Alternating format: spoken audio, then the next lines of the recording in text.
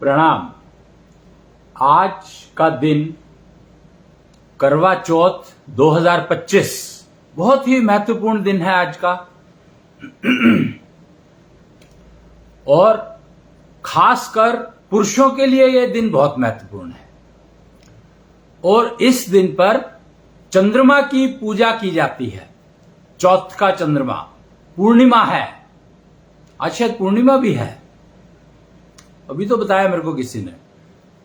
तो आज का दिन बहुत बहुत बहुत इंपॉर्टेंट है समझने के लिए।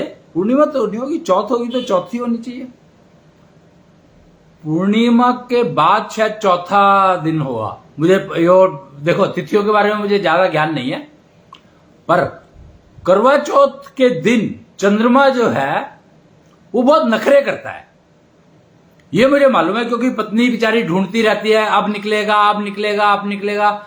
या तो हो सकता है कि कारण हो कि उसको भूख लगी हो, क्योंकि उसने वो किया है, क्या कहते हैं इसको, व्रत किया है। अब पति तो बेचारे व्रत करते नहीं है। और पति व्रत करे या ना करे, उनको कुछ मिलता नहीं है, लाभ नहीं मिलता है। कारण क्या है कि चंद्रमा जो एनर्जी रिलीज करता है शाम को 4 बजे से 7 बजे के बीच में, वो है ब्लू ब्रीजो एनर्जी, 4 से 7।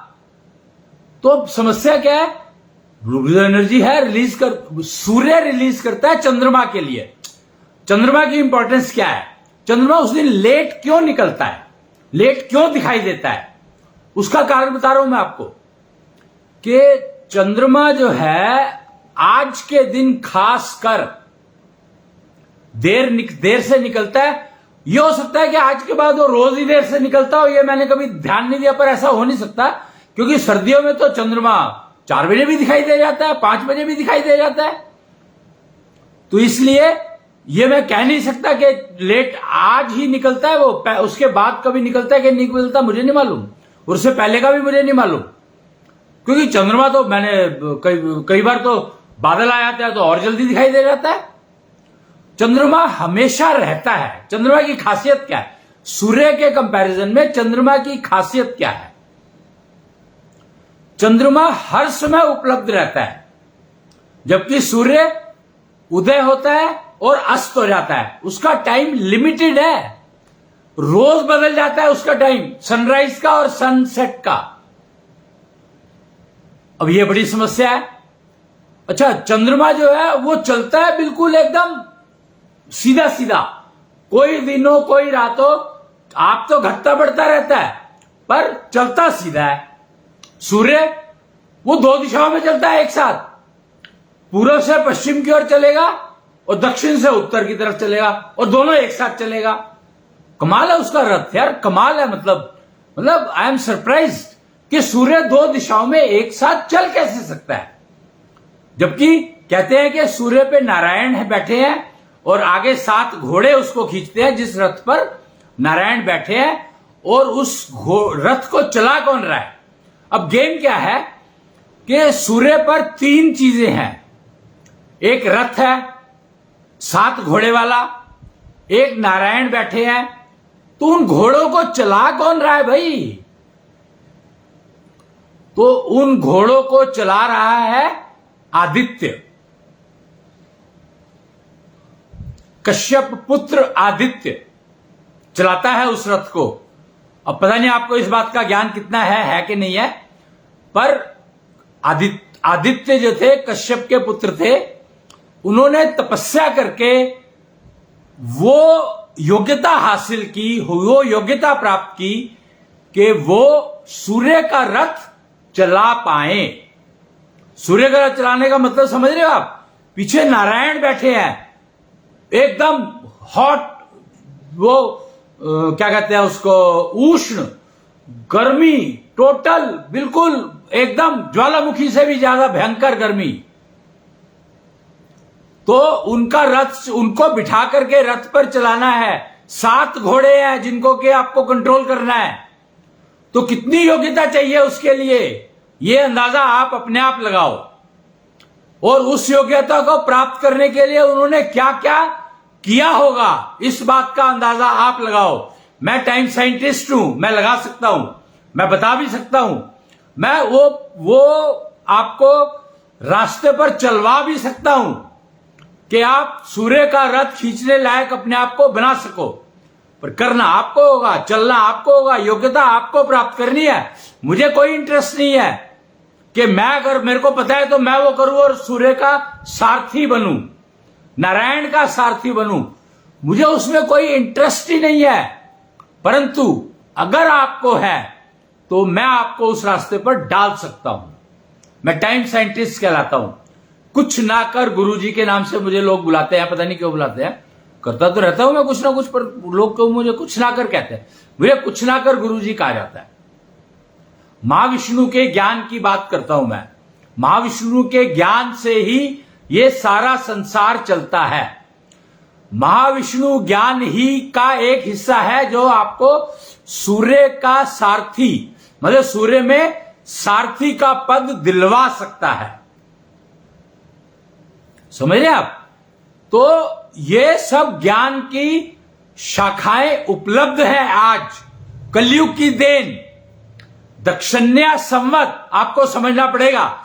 ये सारी चीजें दक्षिण्या संवत से आई हैं।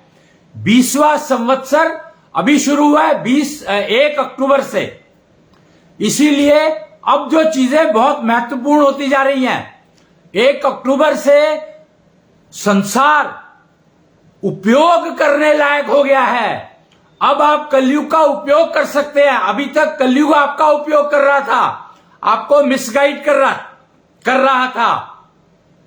लेकिन 20 तारीख को राशि बदल गई। 20वें दिन राशि बदलती है, 20 तारीख को राशि बदलती है। तो 20वां संवत्सर शुरू हुआ है 1 अक्टूबर से। 1 अक्टूबर बहुत ही महत्वपूर्ण दिन है 2025 का, 2025।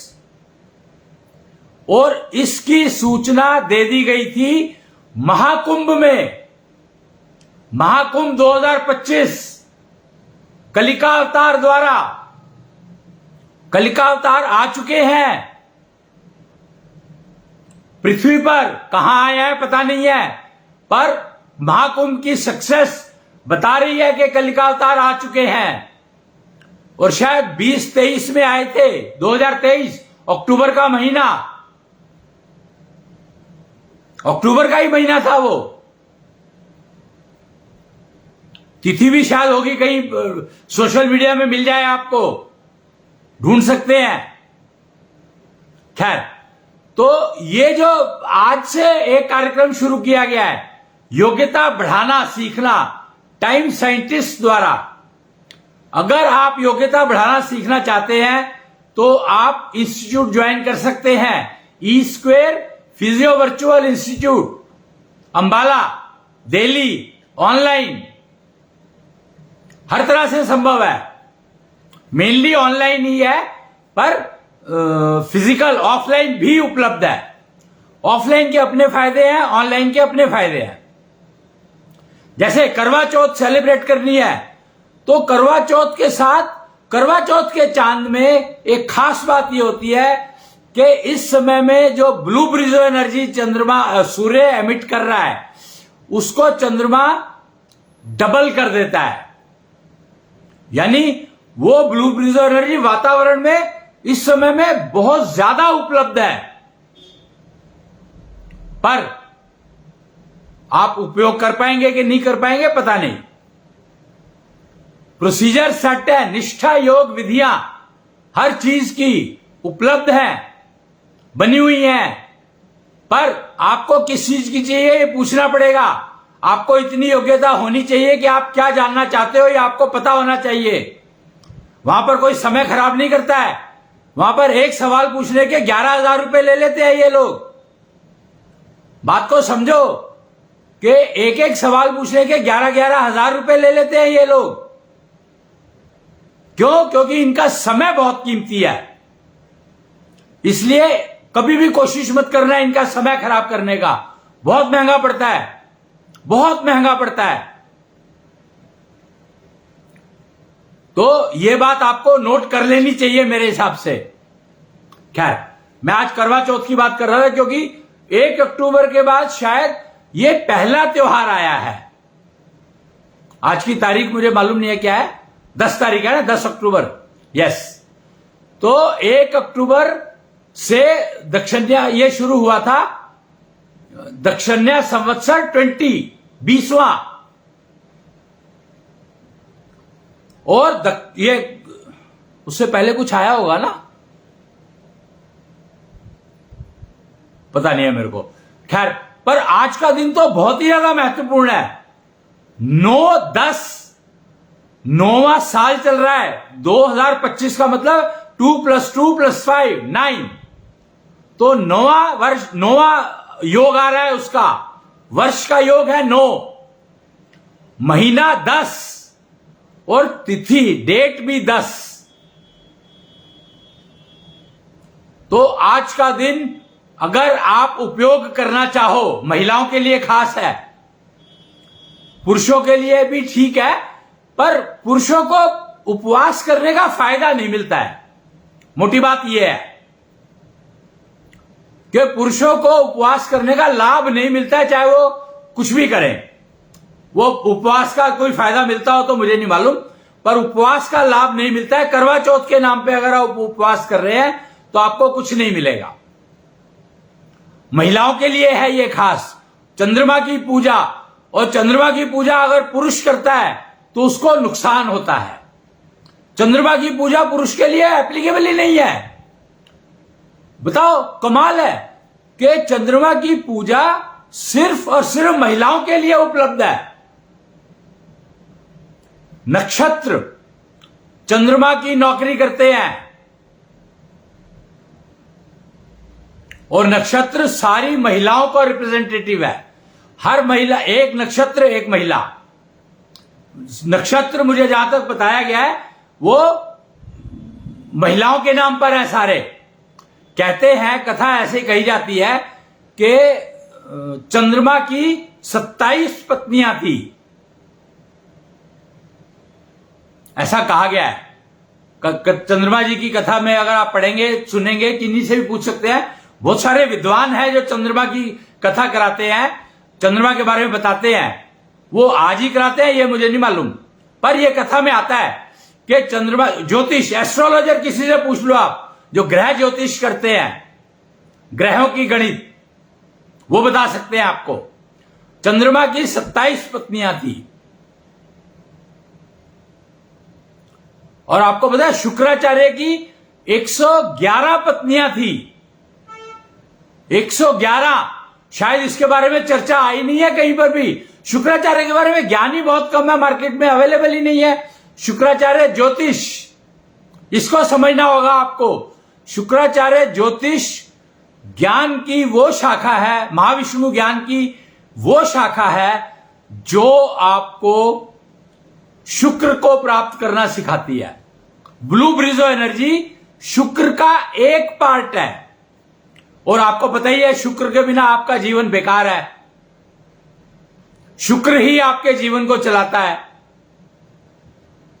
शुक्र से ही ये सारी दुनिया चलती है।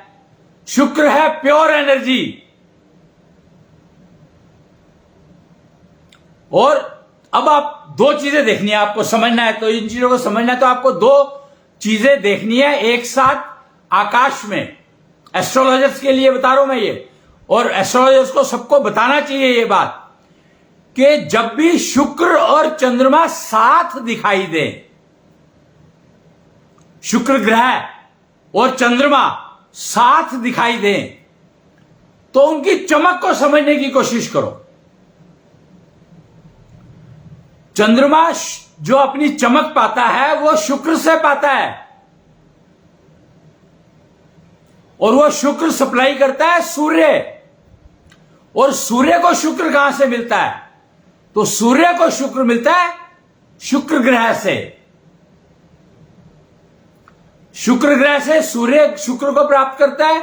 सुबह वो उसका कुछ हिस्सा पीताम्बरो एनर्जी के रूप में छोड़ता है, जो पुरुषों के लिए बहुत उपयोगी है, 4 बजे से 7 बजे तक।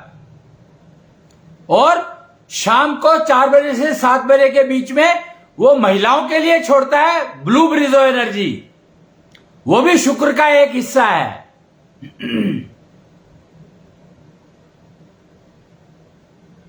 तो आपको ये कुछ चीजें, मैं इसको प्राप्त करने के लिए निष्ठा योग विधियां बनी हुई हैं, प्रोसीजर्स बने हुए हैं। अगर आप चाहें तो निष्ठा योग @sarthi.com या सारथी टीवी @youtube.com पर ढूंढ सकते हैं, आपको मिल जाएगा। निष्ठा योग सारथी टीवी @youtube.com। इसमें आपको निष्ठा योग के बारे में बहुत कुछ पता लग जाएगा। 24 एपिसोड का सीरियल बनवाया था ये सारथी टीवी ने, पता नहीं कितना पैसा खर्चा होगा, लाखों करोड़ों रुपया। 24 सीरियल का, 24 एपिसोड का सीरियल है ये। निष्ठा योग सारथी टीवी @youtube.com, वहां पर आप स्टडी कर सकते हैं इसको।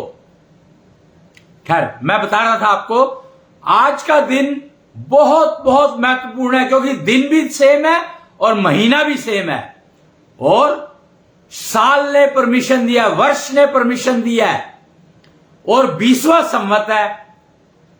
चंद्रमा का योग किससे? महाविष्णु के ज्ञान से। चंद्रमा महाविष्णु के ज्ञान के प्रवर्तक हैं, बताने वाले हैं। शुक्र ने दिया महाविष्णु का ज्ञान दिया शुक्राचार्य ने। वो है शुक्राचार्य ज्योतिष का शुक्राचार्य ज्योतिष एक पार्ट है उस ज्ञान का, कि शुक्र ग्रह से सूर्य शुक्र प्राप्त करता है, और सूर्य 2 भागों में देता है इसको, एक पीताम्बरो एनर्जी सुबह 4 बजे से 7 बजे तक, और एक ब्लू ब्रिजो एनर्जी शाम को 4 बजे से 7 बजे तक।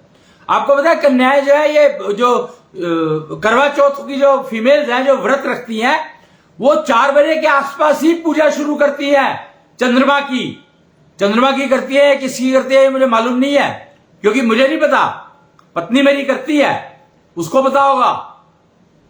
पार्क में, हमारे यहाँ पे बाग है, पार्क है घर के सामने, वहां पर कुछ 15, 20, 25 महिलाएं सर्कल में बैठती थी, ये मुझे पता है, देखा है मैंने, और शायद हर जगह पर ये होता है। 4 बजे हमारी पत्नी कथा किया करती है अपने बच्चों के साथ बैठ के, बहू और बेटियों के साथ, ऑफलाइन नहीं तो ऑनलाइन, दोनों तरह से चलती है, और मेरे ख्याल से सभी करते हैं। और ये त्योहार बनियों में खासकर मनाया जाता है। बनिये मतलब अग्रसेन वंशज, उग्रसेन वंशज, जो बनिये कहा गया है। बनिये और एक है वैश्य परिवार, बहुत बड़ा है। वैश्य का मतलब है जो व्यवसाय करता है, और अग्रसेन वंशज, उग्रसेन वंशज जो है वो व्यवसाय नहीं करते हैं, वो इंडस्ट्री चलाते हैं, प्रोडक्शन का काम है उनका, होना चाहिए। जो नहीं कर रहे हैं वो गलती कर रहे हैं, उनका प्रोडक्शन का काम होना चाहिए, पर वो प्रोडक्शन को सपोर्ट करते हैं, यह पक्का है, क्योंकि बनिये ज्यादातर फाइनेंस का काम करते हैं। बनिये ज्यादातर फाइनेंस का काम करते हैं, तो वो प्रोडक्शन को हेल्प करते हैं। बनिये का मतलब है आप बनो, आप बने। बनिया मैं हूं तो मैं कहूंगा आप बने, उसके लिए मेरे से क्या सहायता चाहिए ये बताइए। क्योंकि जो महाराजा अग्रसेन थे, जिन्होंने ये अग्रवंश शुरू किया, अग्रवंशों की बात कर रहा हूं मैं, उग्र और अग्र, उग्रवंश अग्रवंशी ही हैं, उग्रवंशी भी अग्रवंशी ही हैं। तो उनके बारे में बता रहा हूं कि अग्रवंश शुरू किया अग्रसेन जी ने, महाराजा अग्रसेन ने, तकरीबन 6000 साल पहले। गुणतंत्र व्यवस्था, अगर आपके अंदर गुण है तो आप उसका उपयोग करना चाहते हो, उसका फैक्ट्री लगा करके सोसाइटी को, पब्लिक को फायदा पहुंचाना चाहते हो, तो हम आपको एक सिक्का एक ईंट देंगे। और नियम बनाया था उन्होंने कि हर प्राणी, हर परिवार एक सिक्का एक ईंट देगा उस गुणवान प्राणी को जो समाज को लाभ पहुंचा सके अपने गुणों से। तो गुणतंत्र व्यवस्था शुरू की थी महाराजा अग्रसेन ने। गुणतंत्र व्यवस्था। तो उनकी जो महिलाएं हैं, अग्रवंशजों की और उग्रवंशजों की जो महिलाएं हैं, वो खास हैं। तो उनको अपनी महत्व समझना होगा और निष्ठा योग विधि से करवा चौथ का व्रत मनाना चाहिए उनको। बाकियों का मैं नहीं कहता, निष्ठा योग विधियां सबके लिए है, पर अग्रवंशजों के लिए और उग्रसेन वंशजों के लिए खास है।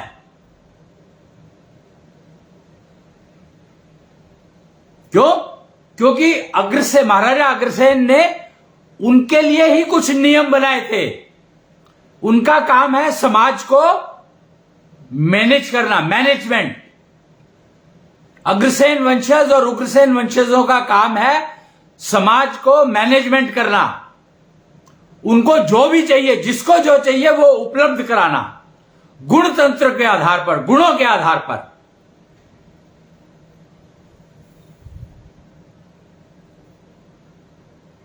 तो ये बात आपको समझनी होगी, क्योंकि गुणतंत्रों के आधार पर जो गुणों, अपने गुणों को जानना, अपने गुणों को जानना है तो आपको शुक्राचार्य ज्योतिष के अलावा और कोई ज्ञान है ही नहीं। महाविष्णु ज्ञान कथा, महाविष्णु ज्ञान के अंदर ही ये सारी चीजें दी गई हैं। ऐसा नहीं है कि आप अपने गुण नहीं जान सकते, आप जान सकते हैं।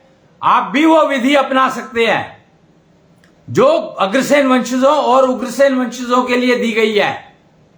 लेकिन उग्रसेन आपको पता है कौन है? कृष्ण के नाना जी, कृष्ण की माता के पिताजी, कृष्ण की माता देवकी, यशोदा नहीं। यशोदा ने तो उनको पाला था, जन्म दिया था, जिन्होंने जन्म माता देवकी, उनके पिता थे महाराजा उग्रसेन।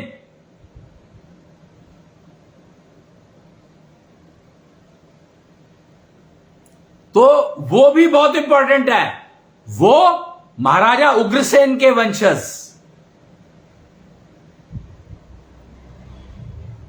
और महाराजा अग्रसेन के वंशज, और उनकी बहुएं, उनकी माताएं, उनकी बेटियां, उनके लिए करवा चौथ का व्रत एक अलग महत्व रखता है। तो ये जानकारी मुझे आज देनी थी।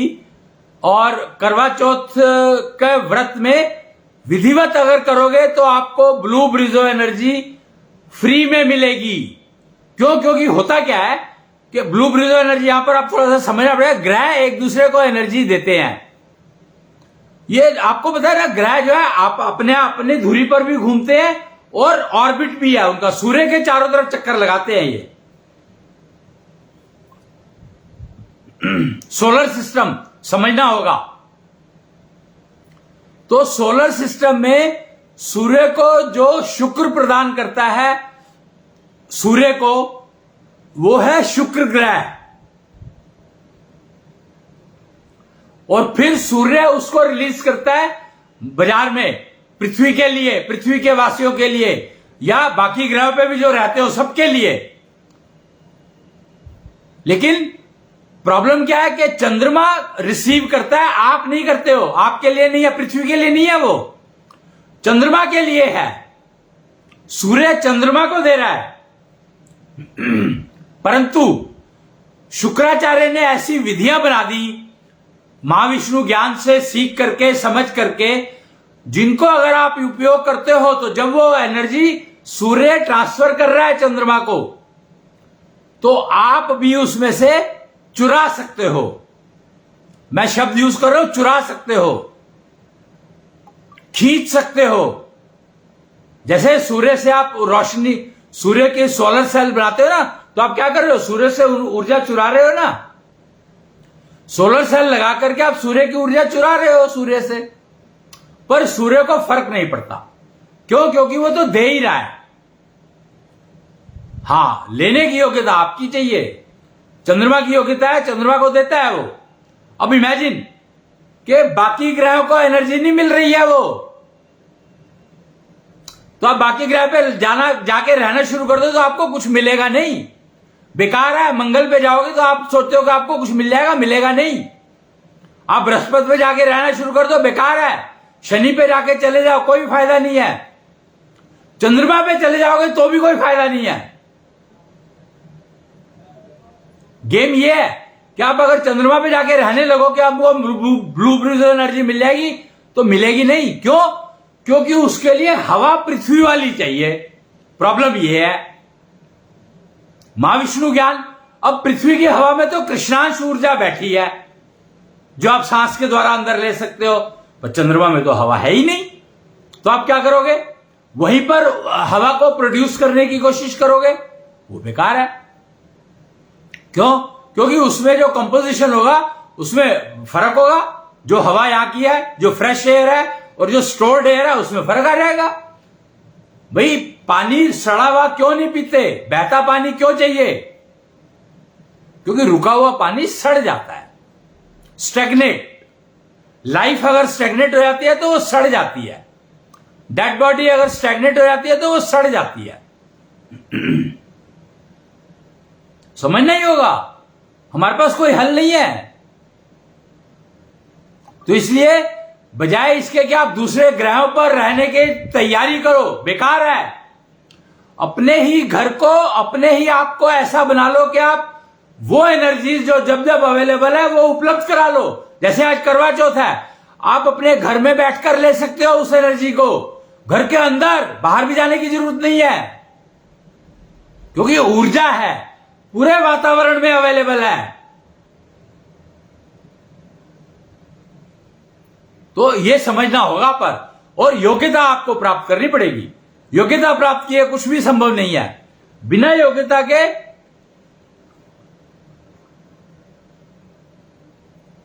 आप नहीं प्राप्त कर सकते कुछ भी। हर चीज के लिए योग्यता चाहिए, और यह बात मेरे ख्याल से इतनी मुश्किल नहीं है बतानी कि हर चीज के लिए योग्यता चाहिए। ठीक समय, ठीक स्थान और ठीक योग्यता,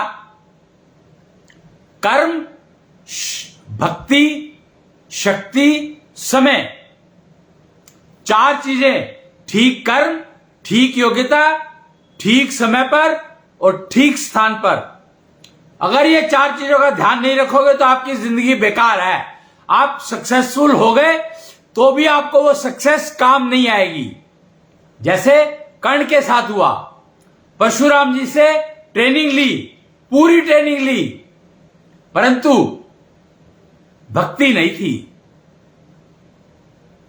उस ट्रेनिंग में भक्ति नहीं थी और कर्म डिफाइन नहीं था कि ठीक कर्म क्या है, किस लिए ले रहे हैं वो ट्रेनिंग, किस पर्पस के लिए ले रहे हैं। योग्यता थी उनकी तो ट्रेनिंग ले पाए, पर उनको पर्पस नहीं पता था।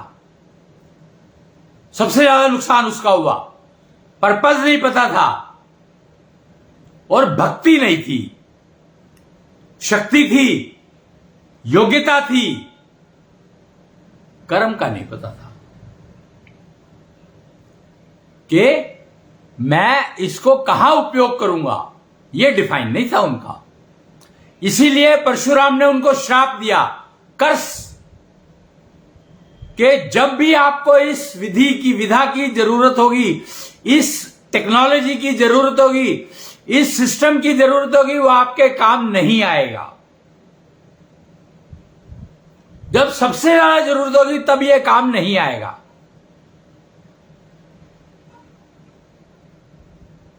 तो इसका कारण एकमात्र था कि आप जो योग्यता प्राप्त कर रहे हो वो किस काम के लिए कर रहे हो यह आपको पता होना आवश्यक है। कहां उपयोग करोगे उसका, यह पता होना आपको आवश्यक है।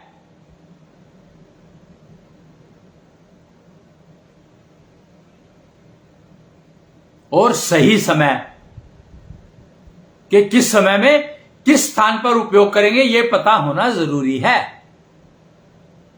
कर्ण ने इसीलिए मार खाई, सब कुछ होते हुए भी, 2 बार मार खाई है कर्ण ने, पता है आपको? अर्जुन से कर्ण 2 बार हारे हैं और लोग मानना नहीं चाहते इस बात को, क्योंकि कर्ण सूत पुत्र था, ऐसा सुनने में आया है।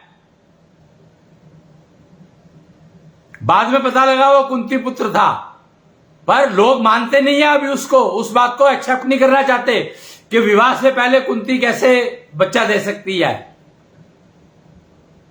तो मैं उन डिटेल्स में नहीं जा रहा हूं, क्योंकि वो आप कहीं भी महाभारत में पढ़ सकते हैं, सुन सकते हैं, आपको मिल जाएगा, बताने वाले बहुत मिल जाएंगे। और मुझे ज्यादा पता भी नहीं है, क्योंकि ऊंचा ऊंचा सुना है मैंने भी थोड़ा बहुत, उड़ता उड़ता महाभारत के बारे में। परंतु महाविष्णु कथा मेरे को आती है करानी, मुझे पता है कि महाविष्णु ज्ञान में क्या क्या अवेलेबल है। इसलिए महाविष्णु कथा नहीं है, महाविष्णु ज्ञान कथा है। तो सोलर सिस्टम में बता रहा था मैं कि जो सूर्य रिलीज करता है वो करता है अपने ग्रहों के लिए नहीं, चंद्रमा के लिए। चंद्रमा उस ग्रह सिस्टम में आता नहीं है, उपग्रह कहा जाता है चंद्रमा को। तो उपग्रहों के लिए रिलीज करता है वो एनर्जी। तो उपग्रह पर रहोगे तो आपको फिर भी फायदा मिल सकता है, पर हवा वही होनी चाहिए जो पृथ्वी पर है, क्योंकि उस हवा में कृष्णांश ऊर्जा है। बाकी हवा में कुछ कृष्णांश ऊर्जा है कि नहीं है मुझे नहीं मालूम, ना मेरा जानने में कोई इंटरेस्ट।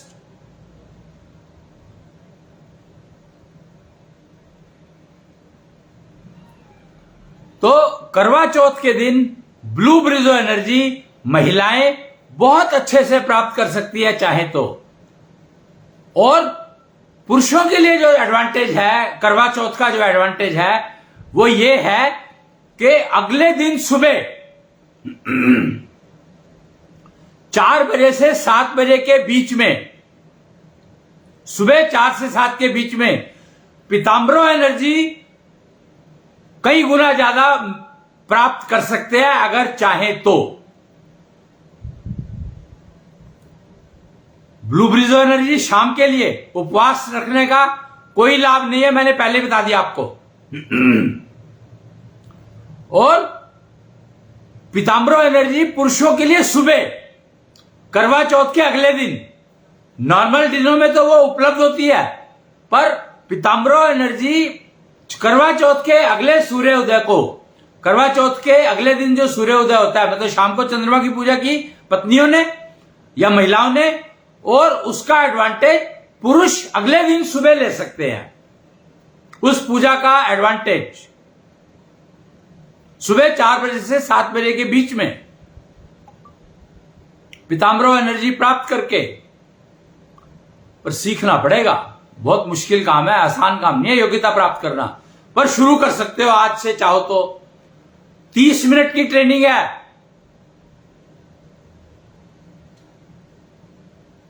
और 5,100 रुपया खर्चा है, क्योंकि मैं देता हूं इसलिए मैं बता पा रहा हूं ये बात कि अगर कल का सुबह का आप यूज करना चाहते हैं तो आप ट्रेनिंग ले लें। पुरुषों के लिए है ये, मात्र पुरुषों के लिए, और सुबह 4 बजे से 7 बजे तक करवा चौथ के एडवांटेज की ट्रेनिंग लेना। सिर्फ फर्क यह है कि एडवांटेज कितना मिलेगा वो पत्नियों के ऊपर डिपेंड करता है कि उन्होंने कितनी श्रद्धा से और किस प्रोसीजर से चंद्रमा की पूजा करी, वो उस पर डिपेंड करेगा। पर वो अब वो सीख नहीं सकती इतनी जल्दी, अब समय नहीं है उसके लिए, तो समय गया। कम से कम 1 हफ्ते की प्रैक्टिस चाहिए, 1 हफ्ते का अभ्यास चाहिए। कोशिश करें तो कुछ फायदा हो सकता है, अगर चाहे तो थोड़ा सा मैं बता सकता हूं प्रोसीजर। कोई पूछना चाहे तो आप व्हाट्सएप नंबर है एक, उस पर डाल सकते हैं अपनी क्वेरी, 9996300149।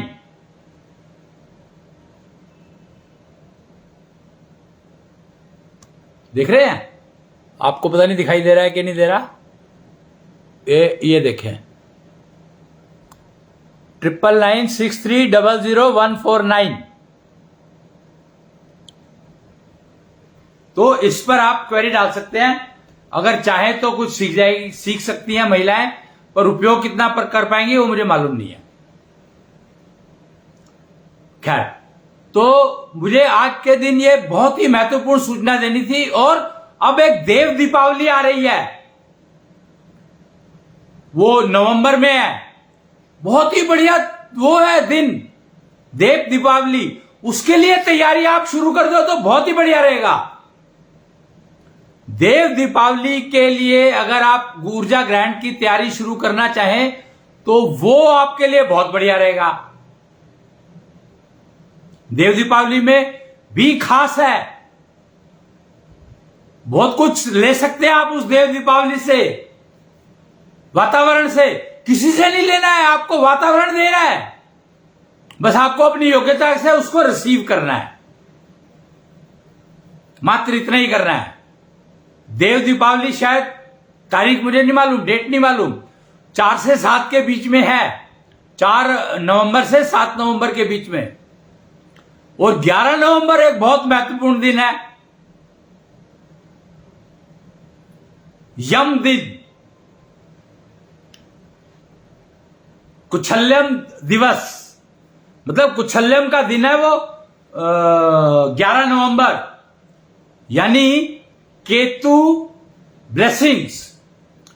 आपको केतु ब्लेसिंग मिल सकती है अगर आप उस दिन विधिवत पूजा करोगे चंद्रमा की, अगेन चंद्रमा, तो आपको केतु